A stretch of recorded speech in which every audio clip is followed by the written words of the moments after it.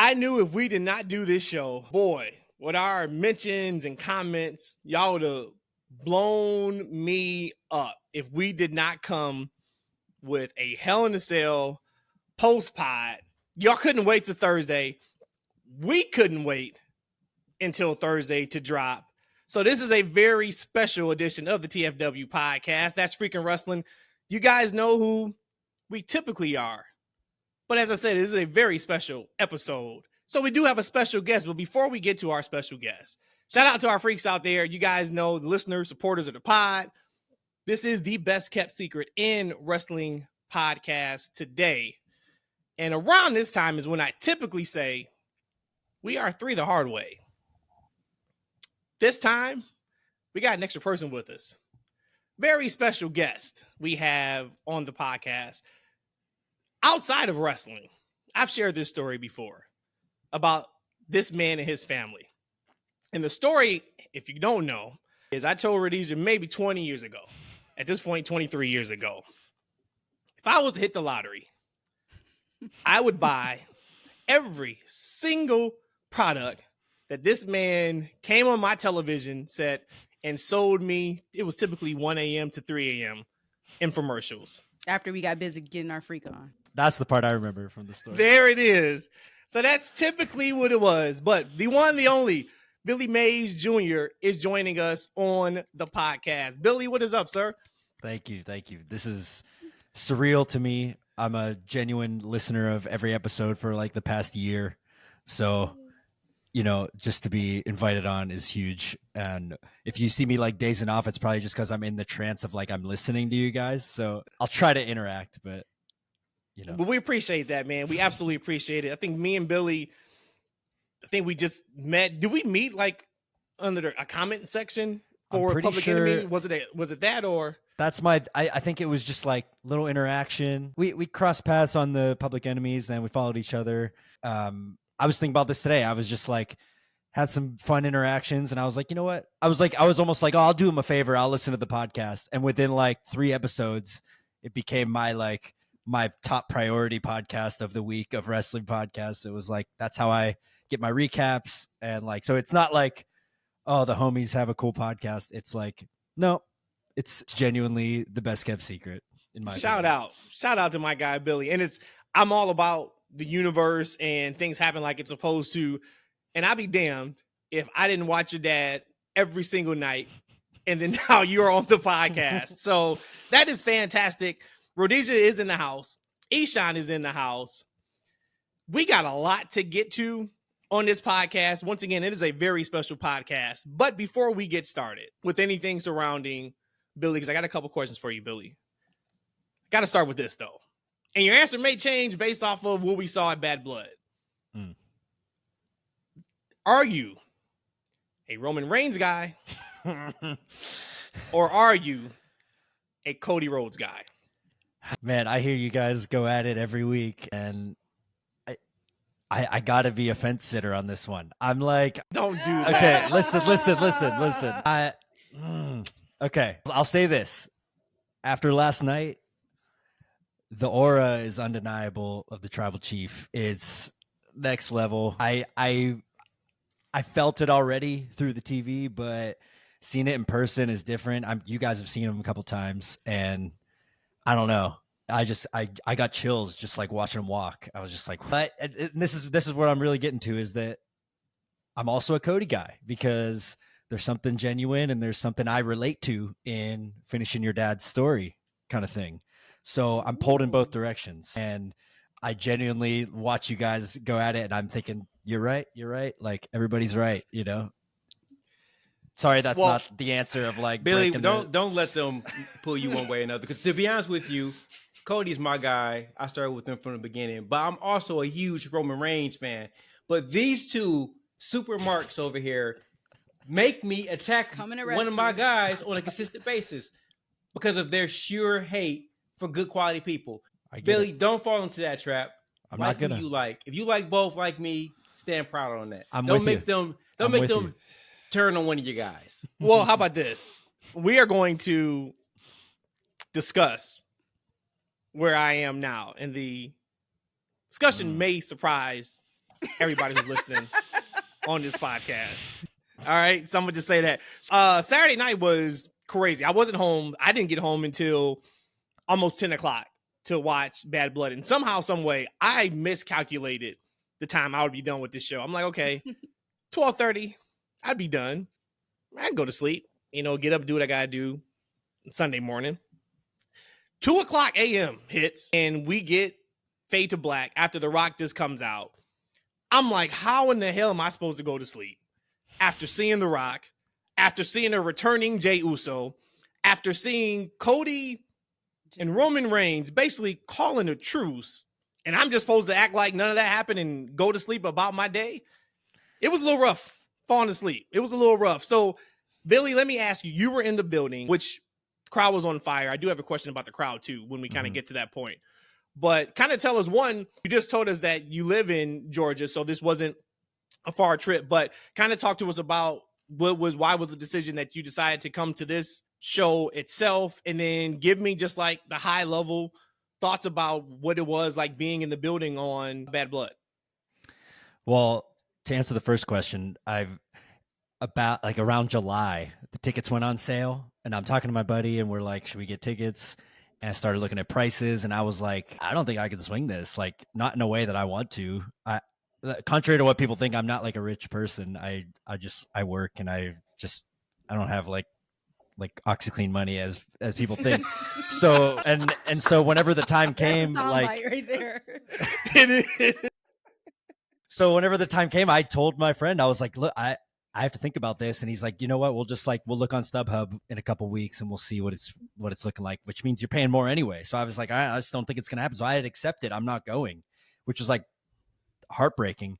And then my birthday came around August 12th, and my amazing partner, Katie, and shout out Katie. Yeah. Her brother, our sister-in-law, Katie's mom, my mom, they all pitched in and got with my friend who I was talking to, because it was suspicious. He stopped hitting me up about it, and I was like, all right, I guess he doesn't want to go either.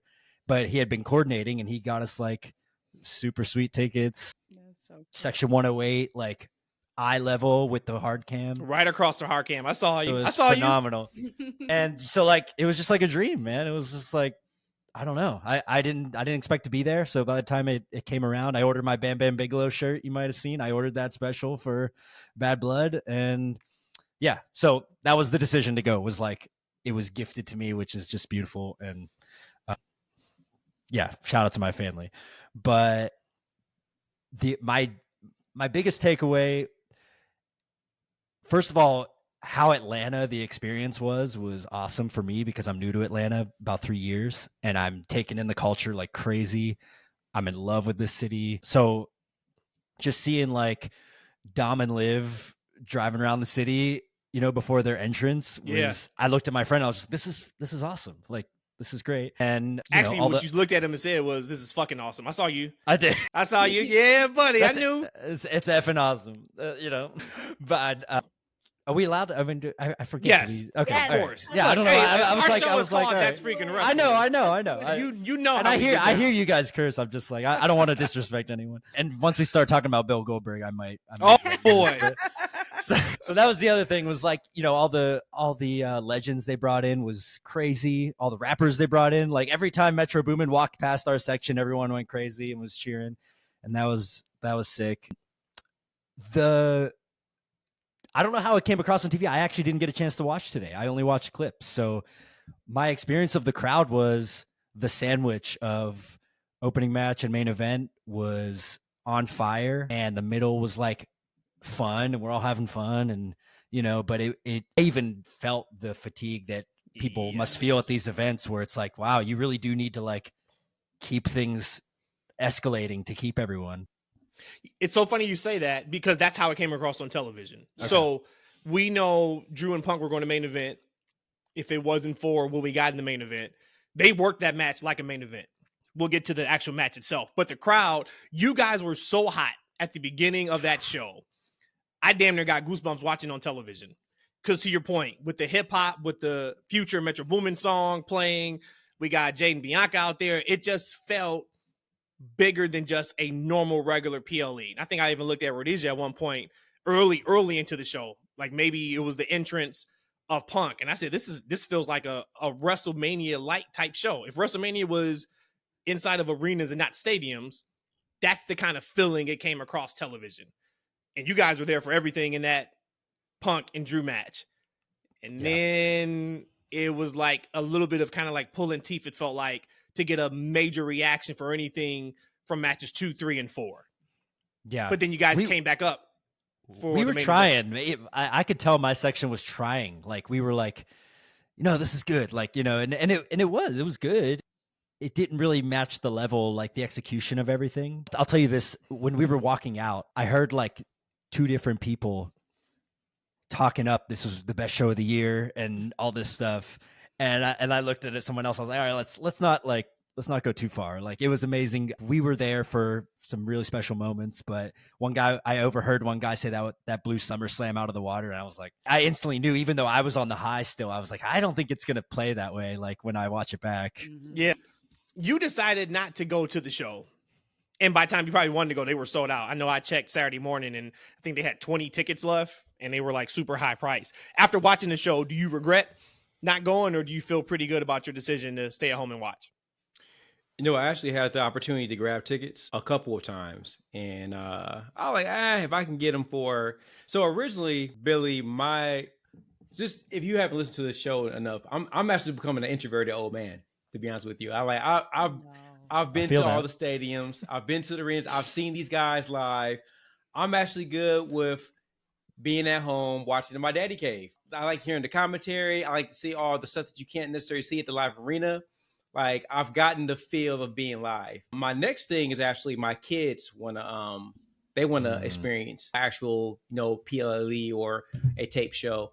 So I want to take them to that. So for me, I just came back from vacation when the tickets went on sale, and I was looking at it, I'm like, to sit where I wanted to sit, like the seats that you're sat at, that's where I would want to sit, right? Now, those tickets are like crazy expensive now. They were like a year ago, 2 years ago in that arena, right? Mm-hmm. So that's just a big chunk after coming back from vacation.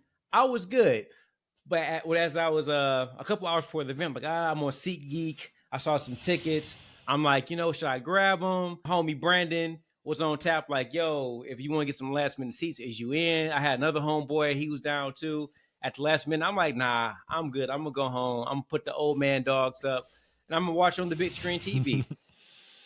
So no, like, I would have been good either way, but it came off really nice on TV. I had to do a 2-parter because I was tired anyway. Yeah, I feel that. Old. I can't stay up at a certain point in time, y'all. Well, I was thinking about this, and my last big event that I was at was WrestleMania in Miami, which I'm thinking was at 28 with Cena and Rock. Yeah. I was there. I had pretty good seats, and in hindsight, it kind of felt similar in that the really special moment that I got was the Hell in a Cell. Come on now. Taker, Trips, HBK, ref. Like, that felt like in the moment we were there, we were like, wow, something special's happening. And that's how I felt at Bad Blood, was we knew that this Hell in a Cell match was special. It was just, you knew it. But maybe the rest of the event didn't quite live up to feeling that big. And that's how I feel about that Mania. So let's start there, because you took us to Punk and Drew, so we might as well go with it. Before we get there, though, WrestleMania 28, people, if you weren't there, you don't understand the feeling, and Rhodesia can attest to this. Were y'all there at 28? Yes, we were there. You don't understand the feeling of the cage coming down with the music inside of the stadium with the big screen saying end of an era. That is not, you can't replicate that on television. If they tried right now, they couldn't replicate that with any other 3 superstars. But to have been in that building and to see that moment, and then of course on top of that, match is over, which was one of the best false finishes in the history of professional wrestling. Super kick into the pedigree to the 2 count. But then they go up, all 3 of them together, and they embrace at the top. That was what I wanted from Punk and Drew. Just wanted them to hold hands at the end. I wanted them to be in. We almost got there. They laid in each other's arms, though. They did. We almost got there. Yeah. True. So let's talk about that match. I said it on X, I think earlier today. WWE, Triple H, CM Punk, Drew McIntyre, because they had to go in there and do it. They absolutely reset the market for what Hell in a Cell needs to be. And what I mean by that is they threw out that crazy stat at the beginning of the match. There's been 53 Hell in a Cell matches. Wow. And I'm sitting there and I'm thinking, I'm like, okay, well, they used to run 2 a show. So you times that by 20, but they didn't do it for 20 years. But now I'm like, okay, we're already at 40. But think about that. We've seen 53 Hell in a Cell matches, and I would probably say we probably can put on both hands how many truly warranted Hell in a Cell. And what Drew and Punk were able to do with this 9-month-long feud, and the brutality, the blood that they were able to do, the storytelling they were able to do in that match, was they reset for the fans. This is what Hell in a Cell needs to be. If the feud isn't to this level, if the brutality and the violence isn't into this level, there is no need for a Hell in a Cell match. And I thought that was tremendous. We just saw a incredibly violent match in AEW with Swerve and Hangman just at the last pay-per-view for AEW. A little bit different in terms of the level of violence. Punk and Drew were able to get more mileage out of what they did, of course, than what Swerve and Hangman did. It was more violent. Yes, we got the blood, but Drew and Punk didn't have to kill themselves as much. I'm sure they're banged up today. I think Drew needed to get 13 or 15 staples in his head. Yep. He went pretty deep, which I loved. He didn't want to use the towel also, but the referee, you can hear the referee saying, look, we got to wipe you. All right. Now, cool. Is that a real thing? Because I was listening to Sam Roberts, and he was saying that if you look up like WWE's current blood policy, the white towel has to be in play for you to be allowed to be bleeding, is like what they're saying. Like, yeah. I took it as like that was part of the story of the match, was neither of them are going to let that thing. Unfortunately not, because even if you remember Finn Balor, and I don't know how much they showed of in Las Vegas, where were we? No, Los Angeles 2 years ago, when it was Finn and it was Edge, and Finn got busted open early in the match, and they kept wiping him off and kept wiping off. He got pissed off. He kept trying to throw the towel away, and they kept wiping it off. I thought they put some kind of glue on his head or something, didn't they? They did eventually. They did. So let's talk about that match. Radiz, you haven't talked much, so I want to throw it to you. Please. Where I don't even want to talk maybe Hell in a Cell in terms of the match in regards to my question I have here, and then we can talk about the match through the question. Where do you guys put this feud 5 years from now? Will we be talking about CM Punk and Drew McIntyre's feud as one of the better feuds of the last decade or so? Absolutely, because this is what Punk has come back to. When he first came back to WWE, he's been injured. As Drew talked about it, you've been back for a year and only wrestled a couple of times. So when you think about his legacy left in WWE on the second half of his career, that is what you're going to remember him from. So when you go fast forward 5 years from now, the most meaningful, because it's going to be really hard, maybe aside for maybe what he can pull out with Seth, because I think there's some good magic that can happen with Seth and Punk. This is going to be his legacy on the second half of his career with WWE. I do want to say this, though, as far as the match, and it's always like when I look at my notes, it's always indicative of how I feel about the match itself. I only have one note. When I have one note from a match, that means that's how much I absolutely love the match, because I didn't want to look away. I didn't want to type away. My eyes was glued. And it was just their great way of selling things. So I think you even mentioned about getting mileage out of the moves that they did. I remember on the first interaction, and I believe Drew Irish whipped Punk into the cage. They were outside of the ring, and his back hit the ring. We have been so used to that being just like, oh, let me take it and fall, and okay, whatever. Punk screamed almost in pain from feeling it. And I'm just like, yo, I actually felt that. Although I've been seeing this for the longest, somebody can run their head into the actual pole of the cage, and then we can just be like, oh, okay, cool, and keep moving.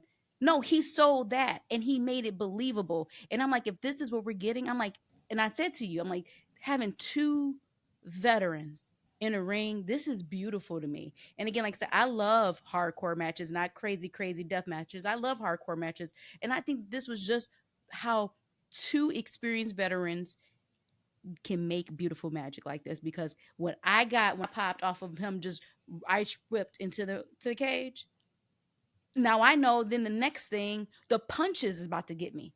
And the punches was there, but the punches is gonna get me. And like I said, this is where now you're about to not take really 5 years off your life, like in reality, some of these other matches we watch. But this was just beautiful when you see two people who are veterans who can go to work and make you believe every punch, every hit, every fall, everything. And that's me not being a CM Punk girl. There you go. I was waiting for that. You see, I stopped. Yeah. I laid out. I was waiting for her to say something about the CM Punk piece. I had to. Previously, you haven't been down on Punk, but you've made comments about it's not the same Punk. He looks a little bit different. You want him to kind of be a part-timer. Has the last two matches, I thought he's looked tremendous in. I thought he looked great in the match just last month that he had. And then I thought, of course, he looked tremendous in the Hell in a Cell. Has those two matches changed your perception of Punk at all? I think there's a little misconception on it. I think I said that Punk is old and he needs to slow down. And I think he is slowing down. He needs to use him properly, right? I don't think he needs to be out there every week. He don't even need to be out there every PLE. I think he can win a championship. It doesn't necessarily mean he has to be out there every week and every month, defending it. I think they need to be smart how he uses it. He is older. Period. He's just older, right? Like he's doing these type of matches. Like, look, this stuff hurts for real. Like, right? Like, Billy, I don't know if you ever got in the ring before, but I got in the ring once. Like, right? And I remember the guy, and I can't think of his name. I forgot, man. We had a cool connection, nice guy. But he's like, hey, you want to take a bump? Man, like when I'm feeling the mat underneath my foot, I'm like, I don't want to fall on that. Like, no, not today, man. Like, I'm good, right? So I couldn't imagine following that for a living, right? These dudes falling, bumping on concrete. So like, as you get older, it takes you longer to recover from injury, etc. Right? That's where he is. Like the dude's like in his later, he's closer to 50 than he is 40 at this point, right? He don't need to be out there doing all that, and he doesn't need to. He's built a name and a reputation that he can less is more right now for him, right? He can get huge reactions from a crowd without having to be out there doing crazy shit, and I think that's what he needs to do. Right, because when he's trying to wrestle like he's 30, he's going to get himself injured. He's going to be out for 6 to 8 months, right? We're looking at Edge, right? Edge, 50 years old, jumping off the steel cage. Now he's out for almost a damn year, right? Like he's built a name. He doesn't have to do all those things. And I think this was a great match. As far as like ranking it, I was talking to somebody just in general, not just about wrestling. Like, right? Like back in the day, like we didn't have as much entertainment and things that come at us as quickly, right? So so when big things happen throughout the course of the year, you can remember it because there weren't a lot of other things happening throughout the course of the year. And then, of course, it just really stuck with you, right? It's like 5 or 6, 7, 8 years. That's the reason why we remember the Mega Powers, and we remember even Shawn Michaels and Mankind in their first. I think that was the first Hell in a Cell. I still remember that match. Taker. Yeah, it was Taker. HBK. Yep. Taker and Shawn. Well, speaking of, did you guys notice I didn't notice until later, but the Punk's tights were a tribute to Sean's gear. It was. Yes, sir. Yeah. Yes, sir. I didn't He's see it always live. Stuff like that. Yeah. I love it. Right. But Yeah. you think about those matches, those early Hell in a Cell matches, like they're so memorable. I still remember them now. Like, right. I don't know if I'm going to remember this match in 5 years. That's not because it wasn't a good match. It's just that so much happens in the course of a year. We get so many big moments, so many big matches, and it seems like they're all trying to top each other. So whereas, we're 15, 20 years ago, like it was easier to take those isolated moments and remember for a lifetime to when now they're consistently trying to create these moments that can last for a lifetime. And they just don't, because there's so many things happening. Mm-hmm. So great match. I'm not a hardcore match guy. I'm cool with them. Like as a younger man, I was more fine with them because for some reason, when I watched wrestling back in the day, I thought of wrestling as like movies. Like, right. I know these dudes, they're doing stunts, and I assume that they're relatively safe for them, right? And they're good to go. I didn't know these guys are legit hurting themselves with these things that they're doing. So now when I'm watching them, I'm like, he's hurting himself, he's cutting himself. I'm not as okay with that as an older guy. But this match was really good. I knew it had to be bloody. I'm curious. I want to fast forward the conversation. I'm just really curious. Like, all right, how do we get these two dudes away from each other? Well, they're done with each other. Yeah, I think it's done. I think Drew takes some time off. Punk has a couple appearances and says some things and some ambassador type things, and then I think Drew should be gone till the Rumble. In my opinion, I don't know. That's where I'm which at. would be fantastic, because if you think about, this is assumption. I'm going to assume the Mania match for Punk is Seth this year. You would hope so. Okay. Mm-hmm. So, and we've seen how they have been so smart with how they are booking talent in regards to not having talent just wrestle to wrestle, or not being a feud, just a feud. What else would it be for? Because right now Seth is going to need to finish his story with Bronson Reed. So we know what that looks like maybe over the next few weeks. That's probably going to be a payoff on Raw. It won't, one of these main events. But to your point, Billy, that gives Punk 30 days of not really needing to be physical or be in another feud with somebody else. Drew may be back at the drawing board, and this could be a face turn for Drew, because where does Drew go? Punk, he won, so they can book him however they want. If they wanted to throw him into a title shot in a month, they can do that. But Drew's the one, because you brought up, which I thought was a great thought a few pods ago. This maybe should be loser leaves town. Look, you guys are going to fight in Hell in a Cell. After that, we have to separate you. I'm done with it. Adam Pearce could have came out and said, we're not doing this. You guys are destroying my show. I cannot control this. Whoever leaves, you got to go to SmackDown. I was still waiting for that, and that maybe still can happen, but I know there was a quick video of Drew, and he was disheveled walking. I think he just told the camera to fuck off, and that was kind of it. But he had the kind of look of course, he feels like, what's next for me? What do I do? I spent months and months and months hating this guy. He beat me. Now what? So if you guys had the pin, what is next for Drew McIntyre? I think it's your idea. I think it's like an epilogue. I think they go face to face and they show respect and be like, I still hate you, but I respect you. I think it's that. I think it's something like that. It's a holding of hands. Yes, I think it's like something like that. Billy's saying it. He gives him a little friendship bracelet that says That's it, right? You got AJ, and then what's the dog's name? Damn it, Larry. And then you see it, and then they zoom in, and you see Drew, and then he just hands it to him, and he's like, "You earned it." And then the crowd goes crazy. You deserve it. They were selling the bracelets there at the merch booth. It said "Bad Blood" or something. I don't know if you saw that the woman who made the bracelet, the original, she's kind of been referenced and interacted with Punk throughout this whole thing. And every time something new happens with the bracelet on Twitter, her mind's blown. But some people are like, well, should they be selling them if it was like her creation, right. and they're not paying her? You got to give her something. But she was front row. Punk brought her backstage in front row at Bad Blood. So she got pictures with him. He gifted her a bracelet. He gifted her a bracelet. All right. I was going to say, they got to give her something. Yeah, I think they worked something out because originally when they first started selling those bracelets, I think she said something. There was a little bit of a backlash. Mm-hmm. So they took them down off the store for a little while. And then they brought them back like the next day or so. So they probably worked something out with her. They changed it from Larry and AJ to say just CM Punk, I think. Just saying CM Punk, right? Yeah. It's kind of like the story. He took care of her, it sounds like. So it's like the story with Jey Uso with Yeet. You guys heard that story, right? Remember when they went away from Yeet? Yeah, that like those 2 wrestler weeks had Yeet or something. Yeah. My man said, I just want to try out. Dude, wrong business move, man. Yeah, I still haven't heard of that dude or seen him since, right? Exactly. Wrong. Hey, my guy, I dude, hope you make it though, man. I hope you got your bag. I hope you make it. But here's the thing for me though, man. Like, I get the handshake thing. I mean, you can't. I can't go from love to hate that quickly. Like, I don't think it's a handshake. If I get to hating somebody like that, like it's on site for the rest of my life with you, like right. Like only time can heal those things, and it ain't gonna be done in 24 hours. To me, it's one of them things where look, they gotta separate them dudes. Like, all right, here's a trade.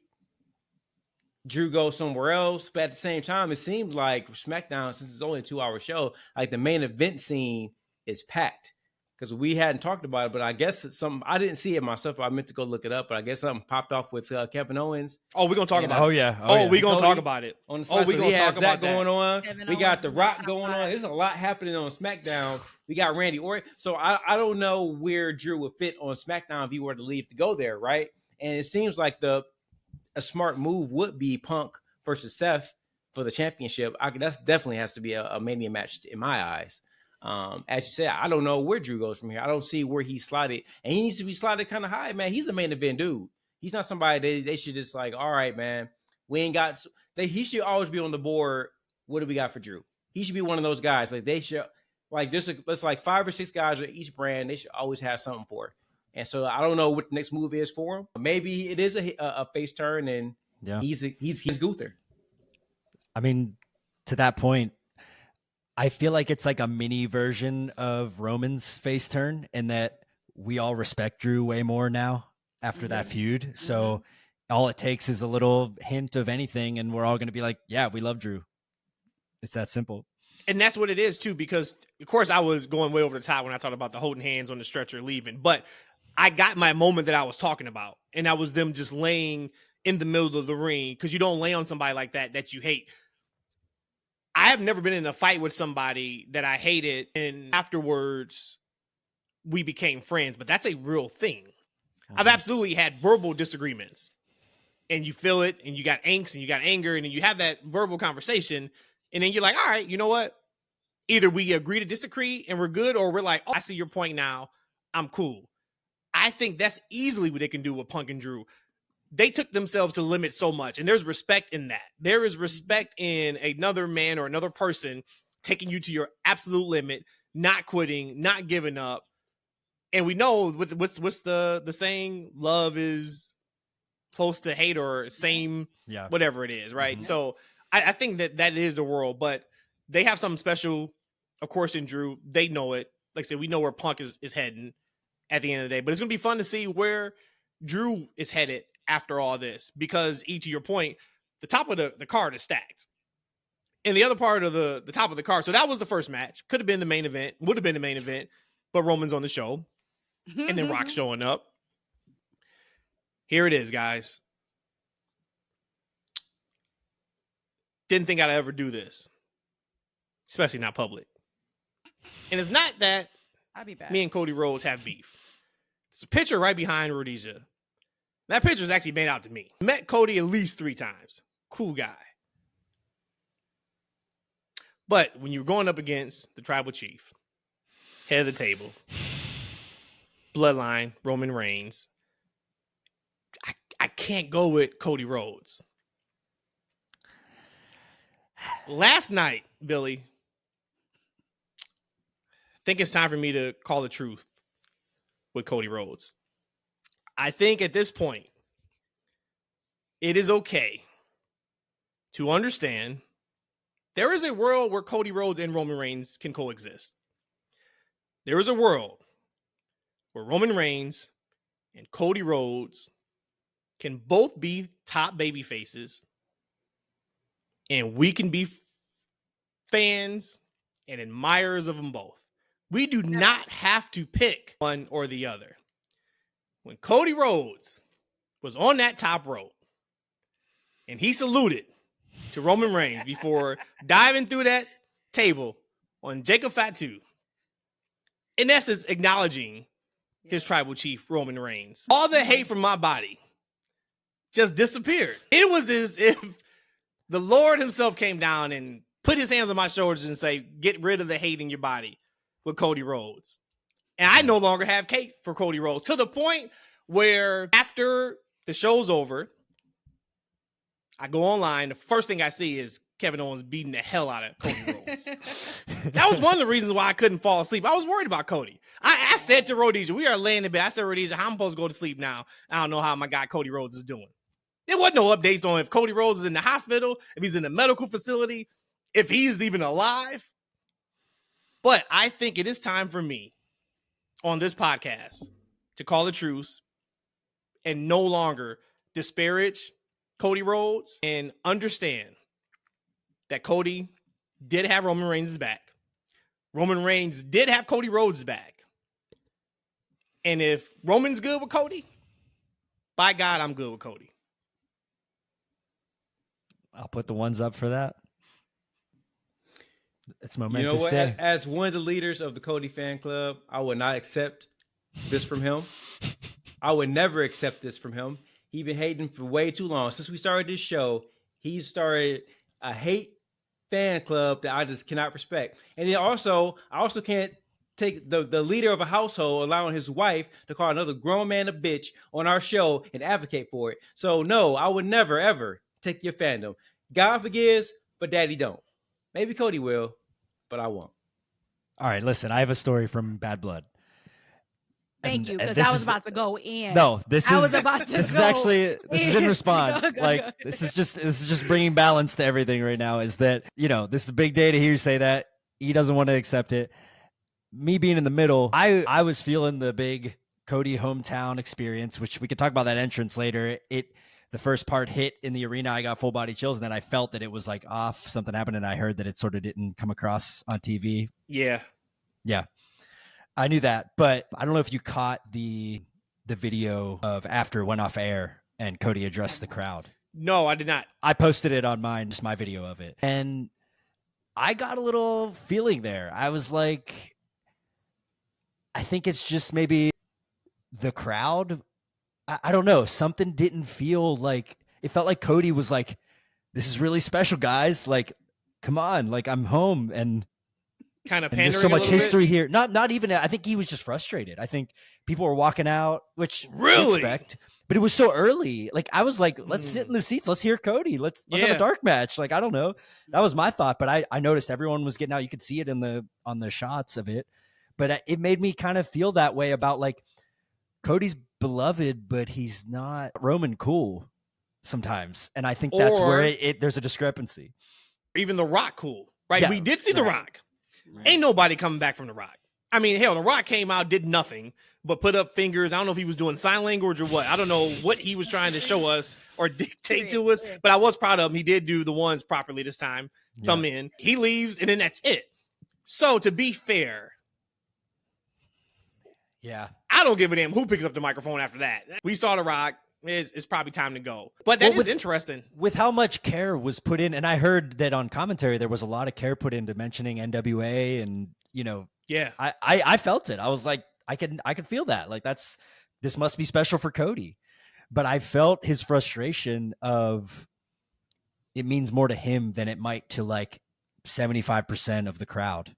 And he's trying to like connect with everyone, and they're not with him on that level because of, you know, we're overstimulated. We got The Rock, we got Roman, you know, the Hell in a Cell. We got everything just kind of like fighting for our attention and our emotions. You know, I was I felt a little bad. I don't know if that's just me and I was being like too empathetic towards the situation, but I was like, man, we should all be like tearing up with Cody right now when he's crying in the ring about, you know, coming as a child to this stadium or this arena when it was the Omni with his dad, and just like how special it feels to him to hold the title They were like, yeah, in this yeah, arena. Keep Yeah, going. no, I was, that was it. I didn't, no one around me reacted. I was like, what? Like, Wow.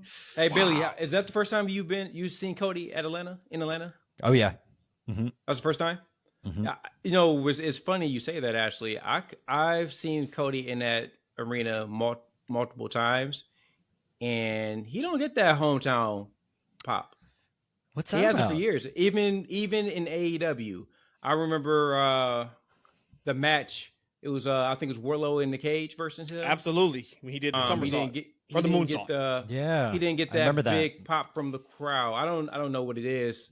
But yeah, it's very strange. I do have some observations about the Atlanta crowd that maybe more makes sense in the realm of like the Gunther segment, but yeah, we can get there. It's Oh, yeah. and yeah, it hold might just that. be Oh, it might don't just worry. be my observations. No, but- that's yeah, coming, okay. sir. Okay. Yeah. I think you're on. Yeah, that's coming. I just Okay. looked at your numbers. Your numbers have gone up in the last 20 minutes Oh, I'm from not- that tweet. Okay, we're gonna get to that. Rhodesia, before I go back to Billy, 'cause I do want to ask him about the dichotomy of how the crowd live was from Cody to Roman. We know that match was about Roman Reigns. First match he's wrestled since WrestleMania. He hasn't wrestled since. Everything about that match was more geared around Roman Reigns and the bloodline than it was Cody Rhodes. But you've also felt a certain type of way about Cody Rhodes. Did I? Did that match change how you felt surrounding his relationship with Roman Reigns? And hell, did it change your relationship with Cody Rhodes?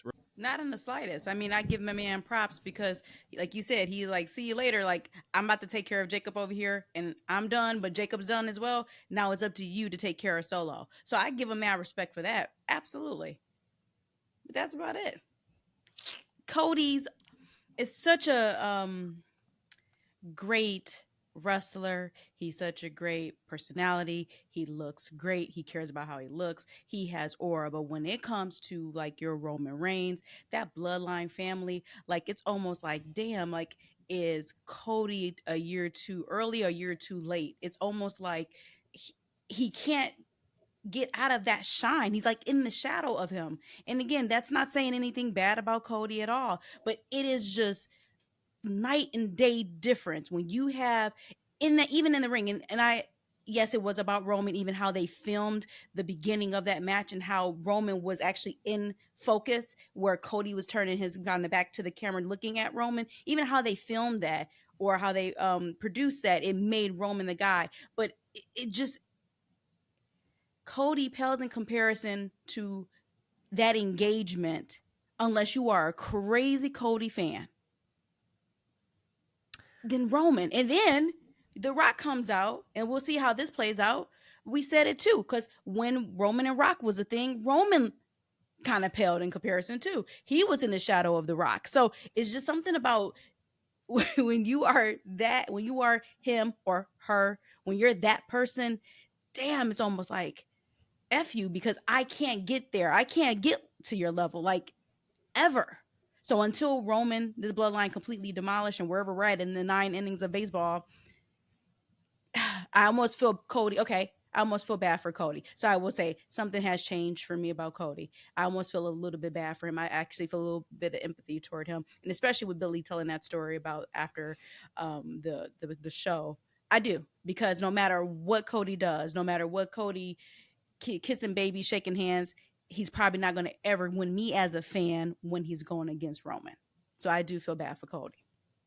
But I'm not joining his fan club. So how do y'all feel about the Rock and Austin comparisons to Cody and Roman? I'll answer this really quickly. By the time I started watching wrestling, I don't think I was really watching Rock and Austin. So okay. I just always knew that they always were going against each other. I always knew that. Because as we're talking about this, I feel like in hindsight, to me, Austin's seen as the bigger star. I feel that without way. A doubt. Like, without a doubt. Yeah. Yep. So, yep. But they were like the perfect foils for each other in their differences. And I feel like as we talk about Roman and Cody, that becomes apparent to me is like somebody's got to be the Austin. And in this case, it's Roman being like the bigger charismatic draw. But having Cody around does help the situation more because now he's a star among stars instead of just the star. And they're different people. And they both complement each other so much. We know in professional wrestling, you have to have a strong baby face. Absolutely. If you're a big heel. If you are a strong heel, you got to have a strong baby face. And oh my God, when those two are together, and I think that's where the comparisons come into, Billy, with Rock and Austin, their chemistry was off the charts. Just like Rock and Triple H's chemistry off the charts. And that's what I see anytime I see Cody and Roman, anytime they do anything. If it's a promo segment, if it is in the ring, hell, in the beginning of that match when Roman just kept asking Cody, you sure you want to start this match? Like, you sure you want to start this? Even that, I'm like, man, this is more entertaining than the majority of other wrestlers' 4- and 5-star matches.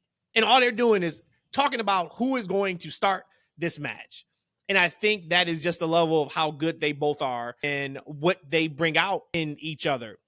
And what I'm really interested to, E, and then I'll throw it to you, is last night we got a chance to watch Roman Reigns work babyface in probably 4 or 5 years. He worked full on 100% babyface. The big dog. And I loved it from just being a Roman Reigns fan because this is all you ever wanted for Roman, is to get the kind of reactions he's getting now. And yeah, part of the big dog era was trash due to booking.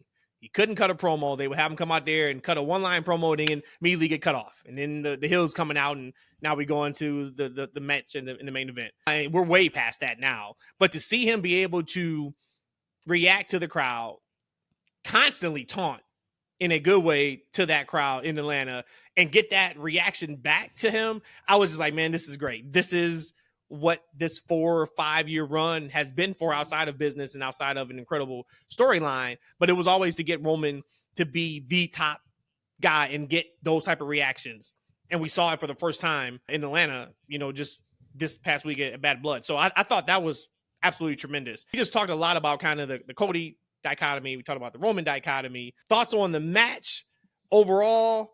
Because we also saw The Rock come back. Just what do you have surrounding those 2 or 3 pieces? Awesome match. But I've heard that Cody and Roman comparisons to Austin and Rock. I kind of feel like it's closer to Hogan and Savage, because Austin and Rock, yes, Austin was the bigger star, but Rock was almost right there. And like, they were 2 huge money drawing guys. I think, as being a Cody fan forever, I think the Cody's more like Randy Savage. He's on that level of star, as opposed to Rock or Austin in their prime. I know that, and see, and the great thing about Cody, it was like he worked himself into this position that he is. He wasn't like destined to be that. Like, Rock was pegged to be a big star back in the day, right? Like, Roman was pegged to be a big star, like, right? I guess Cody's similar to Austin. Like, Austin just naturally and organically worked himself into arguably the biggest draw we've ever seen in wrestling, like, right? But I don't think that Cody has grown into that type of Austin level star. I think it's more like the Macho Man Randy Savage in his prime, to be honest with you. I think that, I think that's who he is. I think he's the Macho Man in the WWF when he had the world title. Like, and I think he got derailed a little bit because I think a year later they made him heel. But I think he was that type of babyface champion. Like, right? He was always kind of second right under Hogan. So that was my point, though. I think he's way bigger than Macho Man. We love Macho Man as diehard wrestling fans. Macho Man's biggest run in WWE was as Intercontinental Champion. He had the world title, I think, twice. Never at the level of what Cody Rhodes is doing right now. So I think just if you look at that perspective, and when he had the world title, one of the world titles was just to give it to Hogan. So that wasn't, you know what I mean? Like, that wasn't fair. I know what you mean when you say that, but I think Cody's has surpassed Macho Man by a wide margin. If we look at the health of the business with Cody being on top and type of merch numbers he's selling, type of reactions that he's getting, I think you can only use Rock and Austin as a barometer, because what other feud can we think about? It would have to include Cena. And Cena, Orton. I don't think anybody would. No. Yeah, no. But why I say that is that I don't think that at any point Rock or Austin like overshadowed each other. I think when they were standing toe to toe in the ring, it was that let's go Rock, let's go Austin. Like, right? Like, I like the conversation you guys are having around, Roman outshining Cody. I don't think we've ever said that about, like, at least as a young viewer, when I was watching Austin and Rock, I never thought that one was below each other. I thought they were both right there. Like, right? Like, Rock was rolling at, like the sing-alongs and, the shirts, like, he was there. And then, of course, Austin was the man. I was another, like, Steve Austin guy. Like, I was very proud of him. The way I ride for Cody is the way I roll for Steve Austin. I was there for almost every incarnation of Steve Austin until he got to that point. And to me, both those guys were right there, like, in my eyes as a fan. Now, going to the match, Cody, please, brother, stop wearing that damn skull helmet, man. I mean, I love you, brother. I've been with you since day one. That's kind of hard, though. I like it. I like that. No, it looks great live. It looks great live. I like that. It's kind of hard. That shit look corny as hell when I see it on TV, man. It's like a Halloween mask. Like, one of them cheap Halloween masks, man. Like, It is October. I bought the kids, Shadow the Hedgehog and Sonic the Hedgehog, and they got this little cheap mask. That's what that reminded me of, man. It's all plasticky and shiny looking. It's oversized. It don't look evil. Don't worry. But it has to be oversized to cover up that tattoo that he has on his neck. So, you got to do the big reveal when you take it off. You know what I mean? So, Billy, what was the crowd reactions like during the match? Now, granted, they weren't going against each other, but if you had to do, 60-40, 70-30, 80-20, how would you gauge the crowd reaction for Roman compared to what it was for Cody? I mean, I think and I think this would be my response to what everyone has said, is that I don't necessarily look at it as Roman's like overshadowing Cody the way Rock overshadows Roman sometimes. I think it's more they connect differently with the people. We connect with Roman in a respect, acknowledgement, like badass way, and we connect to Cody in an emotional, like we're with you kind of way. And that's what I feel with the crowd. We react to Cody's like emotions and we react to Roman's coolness.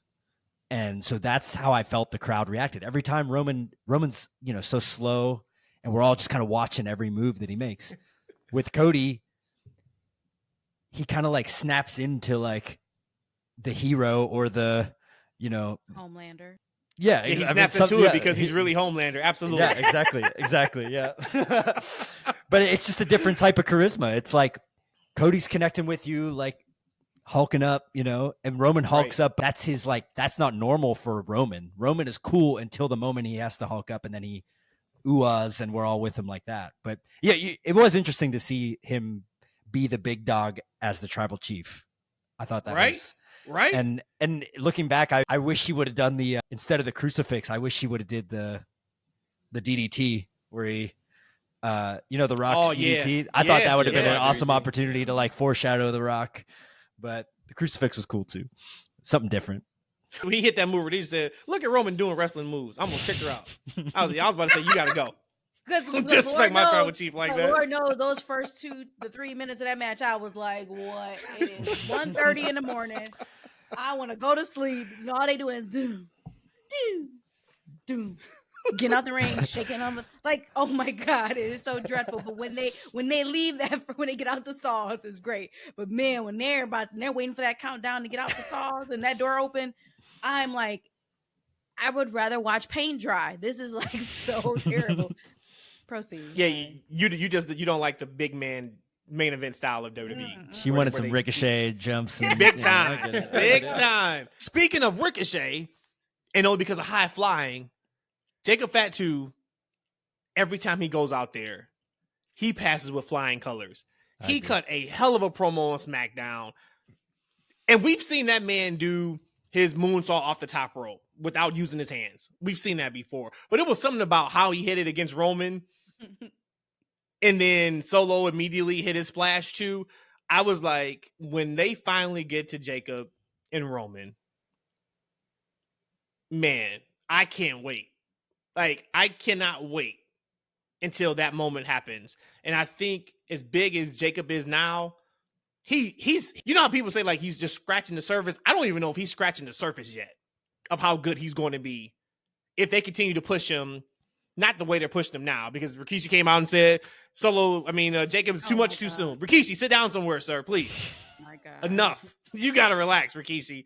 Just let Triple H and his team do what they are doing with everybody. It ain't too much too soon, but I am more high on Jacob Fatu, honestly, than probably anybody outside of Braun Breaker and Gunther when Gunther first came to WWE. That is how big I am on Jacob.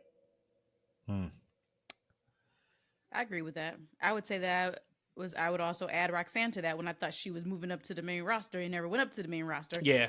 But that's that feeling, you're right, that was especially for just a few people, a handful of people. I feel that.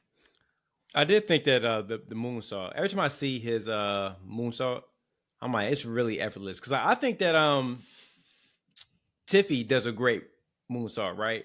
I like Tiffy's moonsault more than EO Sky. I feel like I feel like half the time, maybe not lately, but there's a couple years where she always kind of overshoot or something would pop off. Like Tiffy had a nice one, but like Jacob is like amazing. A dude that size. But I gotta ask you guys a question. And Billy, you were there live. Like how was Jimmy coming out to y'all? I thought it was a huge pop in the building. I don't know if people thought it was Jay, maybe, because I'll tell you this. I'm like even more of a Jay believer now beyond the Yeet with how I don't know if it came across on TV, but obviously he was in the box the whole time. Right. But like there were 3 different moments where everyone started eating thinking that Jay was going to come out, but he had nothing to do with what was going on. Even I think it was Judgment Day was out there and everyone was looking up at the box doing the yeet. And I was like, this crowd wants Jay. Like, and another observation waiting in line to get in, my buddy who I was with, he used to work for CNN, and which we were waiting in line in the old CNN center. And the story he shared was that every time a wrestling event comes and you're still working upstairs at CNN, you hear woos break out every 5 minutes. Because of Flair. Yeah. So we noticed that we didn't hear one woo. And, you know, Flair's not really as loved as he once was. So what I did notice were a lot of yeets though. And I was like, just noting that. And ton of Jey Uso shirts. That was the first shirt I saw on the MARTA train, was a Jey Uso super fan who was up at 2 a.m. waiting in line to meet him. And I believe it. I don't know. That's a fantastic story, but that also made lend credence to what you were saying earlier about Cody's go home promo, you know, not go home promo, but the promo for the live crowd. Maybe those fans don't know what he's talking about. Because if we are now removing ourselves from the woo, and that's all we used to hear at wrestling shows, right? 2 hours for the show. That was what it was. And you said in Atlanta, the woos were replaced with yeet. Or what we've seen over the last year, the woo has been replaced with for LA Knight. It could be that those fans, I wasn't around 20 years ago, man. Like, I don't know what you're talking about. Like, is Jay coming to help you or not? Once again, I just saw The Rock. Dude, like, God bless, man, but I gotta go. It's time to go. Hey, man, I started to say the same thing though, but off track, because you know, just thinking about, I think a lot more people are closer to Rhodesia's generation and maybe even younger. Like, they didn't see all that, the NWA, like, right? Because Rhodesia didn't. This is like the late '90s, early 2000s, and Rhodesia didn't see. That's when she started. I didn't see all that either. Like, I started WrestleMania 9 30 years ago. 1993 was my first pay-per-view. Yeah, that was WrestleMania some years ago. One of the worst ones. 9. I was about to say, and you stayed? Hey, man, thanks for staying. If that was my introduction, well, I wouldn't be. Long story short, podcast. I watched that. I was like very interested. It was all kind of in the background for me. I remember Lex Luger at SummerSlam 93. I remember Taker with the weird flag jacket. And then my actual first experience of like being affected by wrestling was being scared to death by The Undertaker resurrecting at Royal Rumble 94. And my uncle like turned off the lights and scared everybody. And I had nightmares. And my mom was like, you can't watch that. And I was just like hooked after that. I was like, I love that. Is so funny you bring that story up, man, because I remember I rented that video from Blockbuster. And I don't think I was in the bubble. I think I knew that he lost. But that's the one where he went up to the ceiling, right? Where he appears on the screen, it like goes negative, and then he like resurrects up. And he resurrects. The fog comes out of the casket. Yes. Yep. And I remember I watched it like 4 times in a row. I was like, this is the coolest thing I had ever seen. So then like when the internet becomes a thing and all that, like later on, and for me to find out that people hated it, I was just like, but man, I thought that was the coolest shit in the world when I saw Undertaker in his body. And he was gone for like 3-4 months after that. Yeah. Oh, wow. And then it was That's led to Leslie Nielsen looking for him for SummerSlam 94 Taker versus Taker, which was huge for me. I watched that tape 50 times, 100 times when I was younger. Good times, man. So anyway, to go back to Jimmy, So Jimmy, yes. I think the crowd would have been satisfied with Jimmy being the surprise. I was like, this is great. I was happy for Jimmy getting the pop. I was like, okay, he's still loyal to Roman. This is great. Adds a new dynamic. You're seeing that it hints that we're getting the new, like, Roman's not the lone wolf anymore. This is a story beat. That's how I felt. I was like, awesome.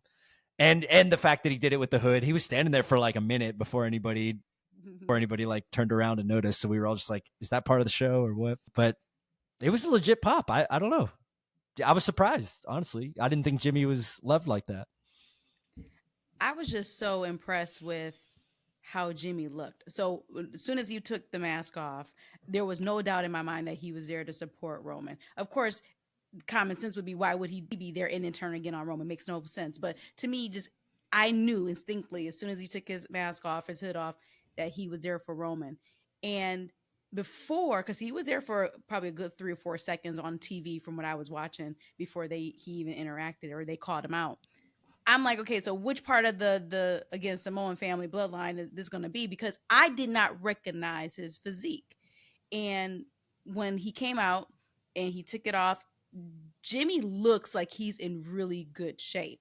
I'm not saying that he wasn't before, but when you're gone, that's always kind of one of the first things that we look at when someone returns. How did conditioning look, or how do they look? And I was just so impressed seeing him, because now he's now on this higher. To me, that was a transformation where Jimmy was kind of like this afterthought, almost kind of like JD of the Judgment Day is kind of how I would put Jimmy. Now I feel like Jimmy can probably be more than that now, because now he actually looks different. His body has changed. So now he's a new person, just like Roman. Roman, after Mania or right before Mania, he chiseled down. He got his body together. Not saying Roman was ever big, but he got more slim and more muscular. So to me, when I saw Jimmy, I'm like, hell yeah, he looks good. He's taking care of his body. Now, like you said, now no longer the lone wolf in Roman Reigns. He has somebody. And again, this is a new, whatever you want to call it, because they also look different. I was so happy for that. We didn't have to see The Rock, but I'm happy we got it, but we didn't have to. That was completely satisfying for me. And that's why that moment was even bigger. And even more so maybe why I think the Rock thing was a throw-in. We'll talk about that here next. In regards to, like, I don't think we're not seeing him next week. We'll talk about it. But two things around Jimmy. One, he must have been shown to the live crowd way before we saw him on TV, because there was a moment during commentary where Cole is talking to Graves and he's like, whoa, what is this? And the camera didn't change at all. And then it was a few more seconds, and then he said something again, and then they panned to Jimmy outside. I thought he looked great. I was happy, just from a real life perspective. I was still a little worried about that. I was praying for him still. Right, Yeah, right. I was still praying for him. So he's here. God bless. And when I talk about how much I just love this storyline, and think about it, we've been talking now for an hour, and we haven't really even gotten through the show. But if you think about just the detail in this storyline, this is over. Jimmy and Roman hug, which I didn't think we would get an embrace like that until Jay and Roman. I thought when Jimmy came back, it would have been a dap and a bro hug. I thought it would have been maybe the handshake to the hug, and that would have been it. But the embrace they had was what I thought we would finally get from Jay and Roman when we got to that point. So that was interesting and exciting to see. Roman having the thought of, damn, everything I did to you, and you got my back still. Thought that was great. And then what I really thought was just phenomenal storytelling, and I don't think it was happenstance. So they're walking away from the ring, and Bloodline 2.0 is starting to beat up Cody. And Roman's like, hey, I'm good. And Jimmy says to him, you got to go help. You're the tribal chief. And for me, the reason why that was such a strong statement is because we only know the tribal chief as a heel, right? On television. Yeah. We only know him as a heel. But to them, he's always been the babyface. And I'm like, fuck, man, this is incredible storytelling. Because of course Jimmy would be back with Roman. You're the tribal chief. You have to go help Cody Rhodes because you are the tribal chief. I was like, wow, this is next level. So I've chills. Tribal chief in a good way. Oh my God. Yeah. No, I love that exactly. Like, I felt that even in the arena. I was like, I'm glad that there was this moment of like, Roman doesn't know who he is right now. He's figuring it out. And Jimmy was the one that's like, no, we got to do this. He's like, one time. It was only one time. That's what Roman said. No, that was only for one time. Yeah, that's what it was. And instantly, as soon as Jimmy put the bandana down, my head went straight to the long road that it's going to be of Jay accepting Roman back. Jay's good now. He doesn't need the family. Yes, it's going to be it's going to be so much meat to chew through. Yes, man. That part of, and then Jimmy, the emotion in Jimmy's eyes when he pulled the bandana down, and just, I don't know if he screamed or what, because you couldn't hear it, but he just had emotion just screaming off of his body. And they have always talked about how this storyline is real for them. This is real. And you feel it. You absolutely feel it. So we get that great moment, and then we get Roman giving Cody the belt, which I thought was fantastic. Because it's okay, now we're getting a little bit more of that camaraderie. Cody holds the belt up, and then The Rock comes with his dumbass belt. Rock, leave the belt at home, man. We get it. I completely understand what the point of it is. And we'll talk about the damn Saudi crown jewel belt too that's coming, but put that belt with that belt. I only want to see it in Saudi, okay? But Final Boss comes out, like I said, he does the sign language thing. We fade to black. I think this was I'm in town. Let's sprinkle me in, even though I'm not doing anything still for a while. Because he didn't talk. To me, that wasn't he's going to be on SmackDown this Friday. Or even, man, he's going to be on television next month. I don't think that's what that was. I think that was a layer of, so who is Rock really with? I know there's video that a fan put up on Twitter where Solo's in the crowd. Remember, they leave, they exit left, comes out, and then Solo says, "This is all part of the plan." Yep. Well, we've been talking about it on this podcast for months that's the plan. But whatever. Once again, best kept secret, right? Y'all need to listen. Tell a friend, tell a family member. Got to put ourselves over.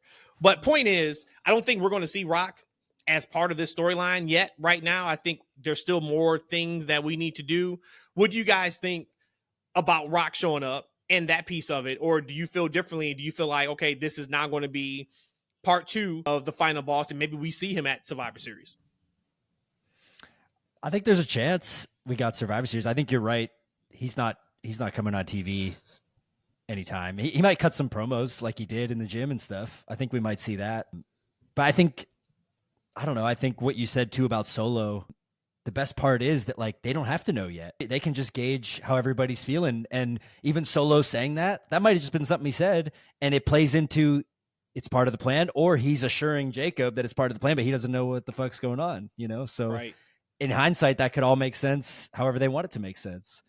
So I think it's exactly what you said, in that this is a big show. Let's make it happen. And then it's almost like let's start Mania season early and just like get everybody talking about it. Forget War Games, right? Let's just get straight into the WrestleMania season. For me, I already told y'all that I'm not going to ever book the territory with the bloodline in this storyline. But I find myself all the time when something comes out, me trying to think ahead of what we're about to get. And all Rock did for me was make me even more mad, because I'm on this absolute high. Roman wins. He's a big dog, tribal chief, all that. And then Rock does the 1, 2, 3 sign language that you said, Matt. And it almost showed Roman having like doubt or concern in his face, or like, okay, is this the signal that he's giving me? Then now I have to do something else. So now it just left me again more of confusion. And I already said that I was not going to try to think about the storyline. I was going to just sit and enjoy the ride. But of course, every time I try to book it, and I'm like, fuck, where am I at now? Because I'm just confused. And I didn't see the Solo thing where he says all part of the plan. But all I saw was Roman's reaction. And I'm just like, God dang. Just when I thought I knew what was happening, is he about to now turn back heel again because Rock gave the signal? And I'm just like, fudge. So again, Rock just made me mad. That might be the conflict. Roman's, should he listen to the big man, or keep doing what he's doing? Yeah. All I know is that the bloodline, they keep looking weak. Look weak as shit. Getting their ass You mean 2.0? all day long. Yeah. Yeah. Hey, you were adamant. Solo can't take the pin.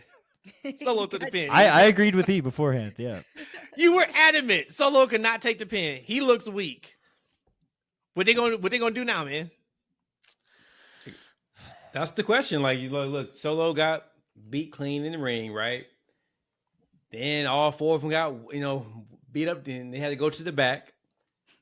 And then, Grandpa Rock come out there and said, like this is all right. We got to figure this out, right? Who knows what that means? But all I know is that the bloodline, they look incredibly weak right now. Like, right? Like, it's, where does Solo go? Because he said losing has consequences. You done lost quite a few times. Like, right? The threat that he brings to Roman and Jimmy and Cody is non-existent at this point. There's not a threat. There's not one. Well, he's got Jacob. Jacob's that threat. I mean, yeah. Bring in Talatanga, right? That would help. Yeah. Well, that's what we have to talk Zilla? about. That's what we have to wait and see what's next for these guys because they have to put some more momentum. Maybe they have to just put become some- like some- 8 some Samoans that stretches add in up to 3, like 8 like mid Samoans that add up to like, you know. three A+ players. They're all average players. But I mean, but you're right though, because they do keep losing. But that was the only logical finish. We tried to book and have fun on the last pod, and what if this person takes the pin? We knew Jacob wasn't taking the pin, and I was like, I know Roman or Cody's not taking the pin. That only left Solo to take the pin. But I do think, though, to be completely honest with you, if you were to poll the majority of WWE fans today and say, hey, who took the pin in that tag match? I don't think they would know. I just think they know Roman and Cody won. And The Rock came back. True. Yeah, Jimmy and Rock. Of course you're not going to remember who Yep. won that. I think that was the point. Outside of for a half a second, I actually forgot who won between Punk and Drew because of how much greatness we saw before that it almost was like inconsequential. Who really cared who won? We won as fans. I think the new bloodline still looks good. I mean, the entrance was solid, and with Jacob, you can tell there's something that's going to happen. Like, I think that Jacob's thing is kind of now he's going like over the top as like, I believe in Solo kind of thing. But that's just kind of, that's just like, I think that's just like for now. And then when it flips, it's going to flip and it's going to be, maybe it swaps, maybe Rock tells Jacob to take out Solo and then Solo has to come back. Solo becomes the Jimmy, you know, and he's kind of getting abused a little bit. And I don't know. I think seeing it happen over and over again, the bloodline still serves their purpose. Like the 2.0, I mean, it's. And they still won the ladder match. Don't forget that on SmackDown. Oh, yeah. They're still tag probably, champs. Yeah. You know, so they still have a plan for him. And I look at Tama Tonga, and I am so glad he's getting this opportunity. He looks like $1 million. He walks, acts, talks, besides a yeah. But when you look at him, he's a star. Just like Jacob's a star. That's all right, so look, so we get past that. Now, footage from a fan, which is tremendous storytelling. And yes, I understand if it is a big storyline, it should be on TV. But there's something about, and once again, this is the equity WWE has built with me as a fan watching on TV, that things are going to go the way they need to go. Because if another promotion did it, I probably would shit all over it, to be honest with you.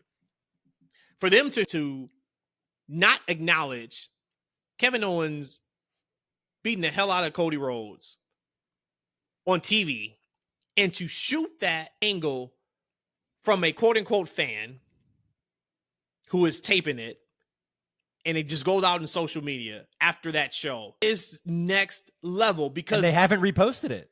No. The official, They have not.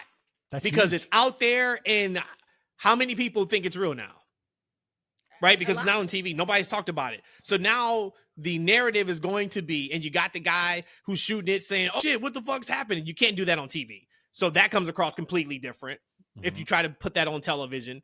And by WWE not acknowledging it whatsoever, I gotta tune into SmackDown on Friday. Well, did you see there's a Triple H statement? There was a tweet. Yeah. He said I've learned about an incident. And we're going to handle it internally. I heard about an incident outside Cody's bus. Yeah. Incredible. So what you guys think about KO finally having enough? And that's just what I said too, because now I remember when I saw it, I've already called my truce with Cody Rhodes. Right. So I'm like, man, Cody's the guy. I'm thinking about buying this American Nightmare shirt. Fantastic. I go on X and boom. I got to plug this real quick. Go ahead. That is not explaining exactly how much his fandom for Cody. He sung himself to sleep last night because he made a new song about Cody having Roman's back. So he sung for 35 minutes. I went to the bathroom on the phone, looking at stuff, looking at Twitter, come back, and this is when he said, I can't go to sleep. How do I go to sleep after that? As he's still singing this song about Cody. So, but go ahead, man. I'm just saying. So now I got beef with KO. And I also think this is part of why this is tremendous. Because KO, if you were going to jump Cody, you should have did it before the match. No. Why are you doing it afterwards? No, Roman had his back. Right. Nothing of No. real consequence happened surrounding Kevin Owens to beat up Cody Rhodes. Yes, it was. Except for now, I think it's the What? Jimmy thing. I think it's like KO's saying, "Oh, now you're like part of this new bloodline thing. Like they're reforming, and you're just letting it happen. You're supporting it." Like I think that's what it is. KO's having like trauma flashbacks because Roman and Jimmy have just terrorized him for years. I think KO was ready to tell Cody off the first night when we were trying to get KO to talk, and it never happened. Cody said, "You know what? I'm gonna let you have your match," and like you said, okay, maybe add that, and Jimmy's back too. And Cody, you didn't hurt Jimmy on site, and y'all fighting together. They come into your defense. Oh hell no, I'm gonna catch you outside, but not on TV because this is real life. Now what's gonna happen with Orton? I ain't booking it because that's still part of like the bloodline situation. So I'm just gonna sit back and watch. I think the turn's a very KO thing. The way that he's very aware of everything. He watched wrestling. Too meta with his awareness of the product. And I think that him doing it off camera, like it being an innovation in itself, is just a very KO thing. And it's just beautiful. Mm-hmm. I said I wasn't here for. I called this thing months ago. I told y'all KO was gonna turn on that man. Told y'all it was gonna happen. Y'all was looking for Randy. I said, nah, I think it might be KO. I think it's gonna be KO. And what a great way to tell a story, right? Like very unique. I've never seen any company tell a story like that. And they kind of did it kind of in a smart way, right? Because now KO turning on, Cody like off camera, away from fans, allows the perception of that what KO did is cool, right? If he had turned on him like at an arena in a ring or something like that, you probably would have had some fans cheering, like right, because it's KO and they want to see it happen. Not that they dislike Cody, but they like KO and they want to see it happen, right? Now there's none of that cheering. That gives you that perception that the crowd isn't with Cody, like right. You don't have to kind of explain why people are cheering, why they're not cheering, whatever the case may be. It's done right off camera. It's a great point. He's already turned, so now they can talk about it on the next show, and there's no there's no positive applause to it. I thought it was really smart. I did too. Once again, loved it. I absolutely loved that. So we talked about the start of the show. We talked about the end of the show. Now we're going to talk about Mr. Billy's tweet that has, at this point, 412,000 views. Let's go. So I wake up this morning. I didn't see the tweet until today. Billy, so can you just talk through? So you tweeted a video of yourself just shaking your head in disgust. And you said, shaking my head in disgust while everyone chants Goldberg. So Bret Hart knows I don't approve. Hashtag WWE Bad Blood. Like I said, at this point, Billy's got 412,000 views on that tweet. Atlanta, and I know you're not from Atlanta, but Atlanta is Goldberg country from what I was told. Can you walk us through how that tweet came about, why you made the tweet, and did you have any idea it would have blown up to the point that it has at this point? Look, I get every couple months, you guys know this, something I post about my dad will just go super viral, and it's like a whole thing. So I'm used to that. But anytime like the wrestling world catches on to my tweet, I'm like very happy. I couldn't sleep because I saw that happening. I was like, okay. Like I woke my people up, and I mean, it's obvious, but like I'm a Bret guy. That's me. If I'm really doing my top 10, top 5, like I think Bret and Shawn are 1 and 2 in interchangeable. Okay. So it's Bret for life for me. And if Bret don't like Bill, then he's not my guy. Said, like, damn it, I don't like Bill. That's it. Yeah. So when Goldberg came out, I feel like a crazy person. I'm like, oh, like nobody's gonna like mention Bret. Like no one around me is booing Goldberg because I thought, I'm on the internet a lot. I just thought everyone kind of doesn't like Goldberg that much between beating the Fiend and like everything else. Of course. Almost paralyzing Taker. Like I just thought we agreed that Goldberg was washed and we don't support him. But you're right. In Atlanta, they had him come out and spear that guy in the Falcons game the one time. And like, I watched that happen and I was like, what's going on? So he came out ringside and it was far away from my mind that they were going to do an angle with him. I was like, okay, fine. He's here. Show him on camera for a second, whatever, if we can coexist. But I'm over there. I'm like mean mugging him the whole time. I see it like he's sitting next to some of the rappers and he's sitting next to his son. And he's over there spitting, chewing tobacco in his bottle, you know, like I was just like, I don't like this. I don't like what's going on. And, you know, when the Gunther thing happened, we were excited because the Triple H announcement was a dud. I don't know. It was like, you heard the boos, right? Like, yeah, whatever. And I was a little torn because on one hand, I'm like, champion versus champion is fun. I don't care if the titles aren't on the line. That's a fun little thing to do. If we get Cody and Gunther, that's amazing. And then my other thought, and this is what I was going to get to about the crowd. This doesn't have to do with Bill Goldberg, and I'll only call him Bill Goldberg, like Brett. You won't call him Bill or Goldberg? It's just Bill Goldberg. Yeah. But my thought about the crowd, and this might just be me, but I didn't feel like the crowd was booing. I don't know. I didn't feel it was booing Saudi Arabia because of the controversy of their government and all that stuff. Uh-huh. I felt like it was more of a USA racist kind of boo. And that rubbed me the wrong way. I boo Saudi Arabia for the reason that Sami Zayn didn't go for a long time and Daniel Bryan didn't go. And I just looked around and I was like, I don't think this is that kind of boo. I don't think that's why people are booing. So that gave me a snapshot of the Atlanta crowd of like, yes, this is Atlanta. It's a city. It's, you know, it's hip hop culture. It's everything like that, but it's Georgia too. And that's where I was like, I looked around and I was like, and side note, whenever Roman was coming down or was about to come down, these two people, or whenever Solo was about to come down, these two people had signs. One was Solo eats corn the long way, and one was something else, you know, goofy about Solo. And they put up their sign there. It was a happy couple putting up their sign, and the family in front of us, the dad, just started yelling, "Fuck you, put down that sign, fuck you." And he was like getting really aggressive. And we talked about it afterward, and it was like, wow, that was out of line. That was like around his kids. Like, it was just not a good look. And I was like, oh yeah, that's the other part of Georgia. Like that's what I'm seeing there. And so I don't know. That's my like little takeaway of the crowd of like, of course they're going to cheer Bill Goldberg. You know, it's like, they're not really thinking that way. They're just there for the. I don't want to say too much. I half of this is tongue in cheek of like, it's becoming like my little heel turn gimmick online that I hate Bill Goldberg. But so here's the thing. So all that was before the Goldberg angle with Gunther. So you're talking the Saudi piece, right? You're like, I don't know how this whole situation is coming out. Mm-hmm. Our guy Eric, y'all know Eric. Eric feels the same way as you do about Bill Goldberg. Yes. On the tweet, Eric said, I had the same energy in my house watching it this morning.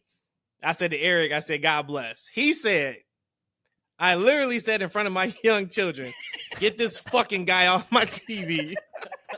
So Eric may have been the guy who was sitting in front of you, Billy. It just maybe the stories just don't match up all the way. So we got the announcement about the Crown Jewel Championship. I'm with you. I don't care about the belt. We're only going to see the belt around Crown Jewel time. It is going to be fun to see champion versus champion. Basically, what that show is going to be is what Survivor Series used to be. Except it won't be teams. It'll be Raw versus SmackDown. Okay, cool. God bless. All good. That's fine. Then we get to the business with Gunther and Goldberg. And Gunther, we've always talked about this, is becoming one of the best people and haters on the microphone. He told that man, I got 3 minutes for you. I lost it. Oh my God. I thought it was tremendous. But to your point too, I was surprised and I had to snap back and, okay, this is Atlanta. The Goldberg chance, I thought we were past that. Yeah. I really did. I thought we were done with it. And okay, if we see him again and he does some type of spot where he spears somebody, okay, maybe he'll get a reaction. But the type of reaction he got, I was like, okay, I'm super surprised about this. But they played it off fantastic. And evidently Triple H and the crew knew that he was going to get that type of reaction because it would have been, how bad would it have been if the crowd would have popped for Gunther and then was booing Goldberg? That would have been all bad. I was like, try that in Calgary, you know? Right? Try that in Chicago. Yeah. Really. So do y'all have any thoughts on the Crown Jewel announcement, or just we know what kind of that is in regards to making that show as big as possible, and it'd be fun to see champ versus champ? There you go. You said it. That's it for me. Somebody said I'm going to steal one of them diamonds off that belt. I've never seen The a belt blood that diamond, big. probably. Like the belt, it looks like if you put it around your waist, it goes up to your neck. That was the biggest belt I had ever seen in my life. That's what Rocky should have. You know? No. Rocky needs to put until he beats Cody for the championship. He can't hold a belt, and I'm sticking to it. Hey, real quick, I know we about to be nearing towards the end. Quick thoughts on like the new titles they've introduced. We got a new IC title, 2 new NXT titles. Yeah or nay? Just real quick. Oh, yay. Yeah. I think Yep. yay. I haven't had a chance to really look at it, but yay. I like the idea that maybe the IC title, but in general, I would love it if everyone kind of left their mark on the title moving forward, and like the blue stays for it now, and it's sort of like it works thematically, but it also we remember that was like Jay's touch on it. I would like it if that was something that happened. That would be something pretty like that. cool. That would be pretty fun. I don't know if they'll do that, but I do think that that would be fun. It's kind of like when you win the Stanley Cup and your team's name is on the cup. Mm-hmm. And you can look at it and be like, oh, yeah, okay. Yep, the Red Wings won it here in 97, 98, whatever it was. Yep. That would be kind of cool. So we got to talk about 2 things, both including women's championship matches. You guys want to start with Bayley and Nia, or do you want to go with the TFW's own back and ass is back? I think we should finish with back and ass. We'll finish with back and ass. Okay. So the match was what it was with Nia and Bayley. Kind of clunky. It was fine. We knew Bayley wasn't going to win. They had to follow that Hell in a Cell too, though. Let's be fair. True, but it has nothing to do with clunkiness, though. That would just be maybe the reaction just isn't what it was. I guess what I want to talk about is Tiffany Stratton. Were you guys all okay and happy with how she was handled with the fake cash in and the furthering of that storyline? Because I was. Yeah. I thought that was good. Actually, that probably was one of the cleanest turning in the championships where she could have played off like she really didn't turn in the championship to Nia. So I thought that actually was probably the best non-cash in, but almost cash in. Yeah, because Jessica like picked it up, right? And yeah. I like that. In the crowd, I thought we were all into it. There were a couple Tiffy chants during the match. I don't know if that was on TV. It came across a little bit. Yeah. Yep. And I felt a little bad for Bayley, but I kind of always do, I guess. I feel like she kind of plays that role. And supporting actress, never the main, it seems like. Yeah. But I thought she did okay. They did great, except for some of the clunkiness. How did the Nia Karana come across? Yo, I said that Nia have her Karana. It ain't gonna fly with me, Chief. No pun intended. But like, no, she fell. And then Bayley doing her thing. The supporting Bayley tried. Bayley tried to make that work. She did try. And the problem was, I didn't have an issue with it, right? You tried something cool. We know you're a big girl. Love Nia. The issue was WWE. Why'd you replay it? Right. You replayed it like it was just the best finish in the history of the business. I was business. wondering if they replayed it. Okay. They sure did. And it looked worse the second time than they did the first time because you knew what you were looking for. And I was like, oh my God. That is crazy. Yeah, the match was what it was. I'm very intrigued on where they're going with the Tiffy thing because I've never seen them a heel cash in on another heel and they're friends. So at the end, it's kind of like, who do you cheer for after the cash in? Now, I know people naturally like Tiffy. Like, you know, Nia is a heel, right? Like, the crowd just doesn't like her. But Tiffy almost is a cool heel in some type of ways. Like, people kind of feel her. They like her shtick. But she's still a heel and she's presented that way. So it's very interesting where they go with the eventual cash in from her. Well, I personally, just because of what they announced for Crown Jewel, I want this cash in sooner rather than later. And I don't want them taking the belt off Nia per se, but I am here for Gunther and Cody Rhodes. Oh, yes. Put it right into my veins. A Liv Morgan and Gunther and Nia Jax match, though? Yeah. I mean, you could play around with Dom and Tiffy and things like that. You know, okay, I can see there's that. something there, but that makes sense there. Yep. It could be awkward shenanigans though. To the match. Yeah. Add some shenanigans to it. I'm with you guys though that I think Nia's just getting better and better, and I love where she's at, and I love the sit up moment. Right. That was meme worthy. You know, she's good at that. But yeah, other than that, So if we're looking at the match, I just don't understand. And unless the bigger story is Naomi and Bayley, I don't understand the point of putting Bayley in that match just to lose again. I don't know who else you would have thrown at Nia to have her beat, somebody credible. Because I don't know if there is anybody else credible on SmackDown where it would have made sense. So that's why I'm thinking maybe this whole story for Bayley has to do more with Naomi. Maybe Naomi turns heel. I don't know if I really want that, but just watching the end of that match, I was like, okay, you could have put anybody in this match. It didn't have to be Bayley to take another loss. It could have been anybody. But I think that's what you just hit the nail on the head. Who else would be credible? I think that's what it is. I think Bayley is much more credible as a challenger than Naomi is because she's never been. Well, she hasn't been presented as a major threat to a championship. At least Bayley is a former champion. Right. Yeah, and Bayley's kind of like Seth in that we still love her, and it's not like everyone's just going to start shitting on her now that she lost again. Like, I don't think that's really it. Yeah. No, but like you said it earlier, we've always talked about it. Even her title run to me was more about being part of everybody else's story, not her own story. Her story was winning the title at WrestleMania. Then it just felt like she was supporting actress for everybody else. And that's kind of what she's been, it feels like, in the majority of her career outside of the heel run when she first turned heel and she figured it out. Because remember, it took her a long time to kind of figure out her heelness. And when she got the ding dong hello, it was about her. But other than that, it seems like it's always about somebody else.